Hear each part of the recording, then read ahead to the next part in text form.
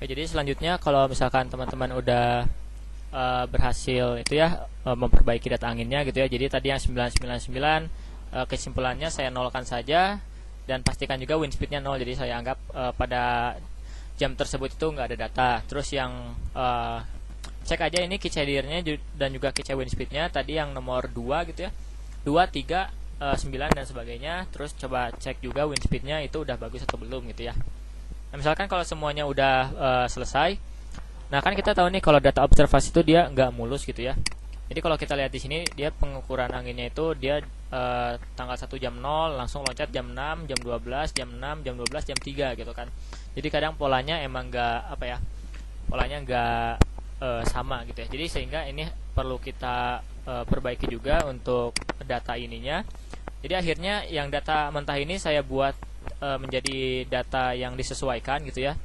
Jadi saya buat datanya itu per jam sekarang. Nah, jadi ini saya udah buat yang per jamnya gitu ya. Nah, ini sehingga nanti di sini yang jam-jam tertentu yang tidak ada datanya di yang kita download itu, mereka akan menyesuaikan dengan data terdekat gitu ya, dengan fungsi flock up. Nanti ini teman-teman boleh bisa dilihat aja, dicek gitu ya, gimana cara flock up data.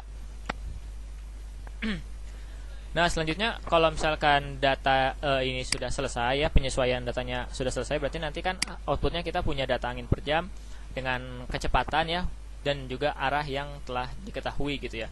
Oh ya, ini juga sebelumnya tadi sempat keliru juga, ini wind speednya ini perlu kita bagi 10 baru dia satuannya meter per second gitu.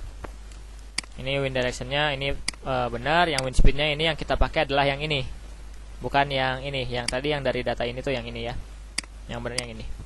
Oke, selanjutnya setelah data ini sudah berhasil dibuat, kita membuat fetch. Jadi fetch ini gunanya adalah untuk sebagai parameter inputan hindcasting untuk menentukan gelombang gitu ya, tinggi gelombang dan juga periode gelombang. Jadi ibaratnya nanti kan kalau kita lihat dari sini, misalkan arah angin kan dia datang dari arah mana saja ya, tapi kalau misalkan kita lihat phase-nya itu, berarti gelombang itu kemungkinan bisa munculnya tuh cuman dari arah ini aja ya, barat laut dari arah utara gitu ya, barat laut dan utara gitu. Terus mungkin ini juga bisa nih dari arah barat gitu ya, dan sebagainya. Nah, jadi di sini untuk kesimpulan fetch-nya itu akhirnya tuh saya mengambil fetch yang saya ambil adalah yang dari arah utara. Ini tuh bentar, barat, ini barat laut. Ini timur laut ya. Barat laut.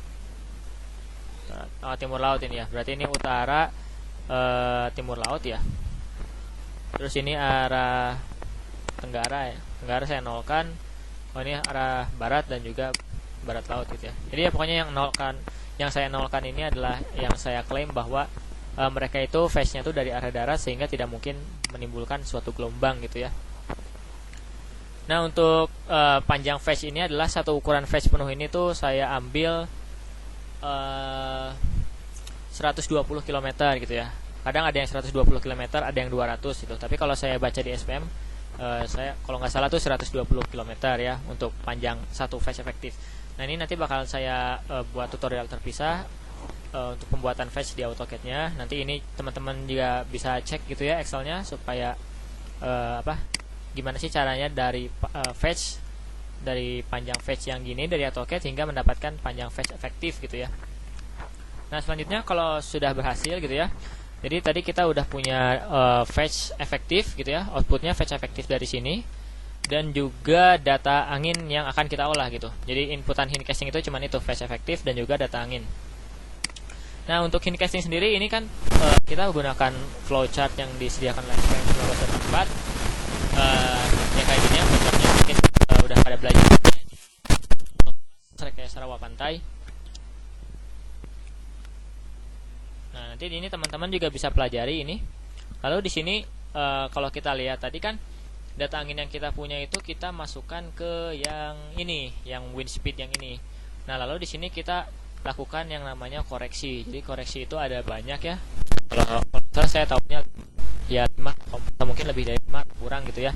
Tapi yang saya lakukan saya cuma melakukan koreksinya berdasarkan elevasi. Nah, ini seharusnya kan 10 meter di atas permukaan air laut. Tapi yang saya punya tuh datanya tuh 3 meter tadi kan. Elevasinya 3 meter dan itu juga tidak di laut sebenarnya. Tapi ya saya anggap itu di laut juga. Lalu di sini koreksi tempat dan juga ini ada koreksi draft. Yang saya gunakan itu bukan ini lagi, melainkan data angin yang telah dikoreksi, yang ini, yang UA. Nah, untuk koreksi-koreksi mungkin apa ya? Kalau saya sih harusnya ngacunya ke mungkin ke SPM atau kemana gitu ya. Tapi saya coba ninjau aja PPT lama gitu ya.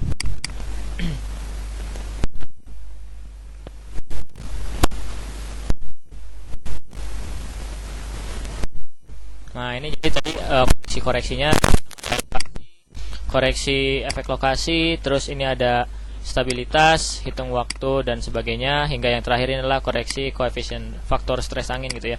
Jadi yang saya gunakan tadi cuma 3 gitu ya, dari ke 6 ini ya, ke 6 koreksi.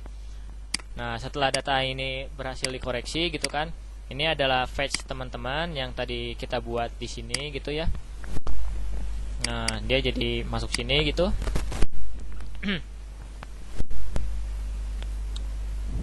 Nah ya gini ya. Jadi intinya kayak misalkan ini tuh kodenya apa, wind directionnya apa, n-nya, maka nanti fetch-nya itu dia bakal ngambil fetch efektif dari arah utara gitu ya.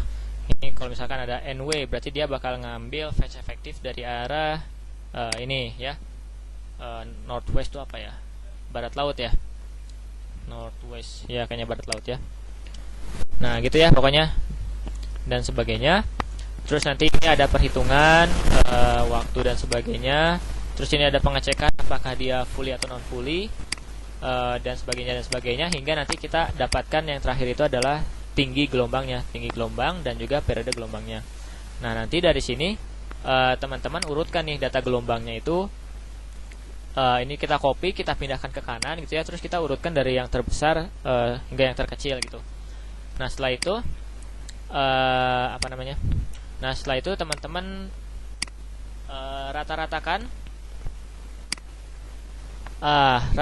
1/3 data ini dari data total gitu ya. Misalkan di sini kan saya ambil average-nya adalah dari W7 sampai W37253. Jadi total datanya adalah 3 kali rentang data ini gitu ya. Nah rata-ratanya adalah 1/3-nya. Sehingga nanti didapatkan tinggi gelombang signifikan dan juga periode gelombang signifikan pada lokasi studi adalah yang ini 1 meter, periode gelombangnya adalah sekitar 5,0164 detik. Nah mungkin itu ya. Nah mungkin untuk lebih jelasnya nanti teman-teman coba bisa cek aja gitu ya, gimana ini rumus-rumusnya seperti apa, apakah sudah sesuai atau belum dengan SPM 1984. Ya seperti itu mungkin.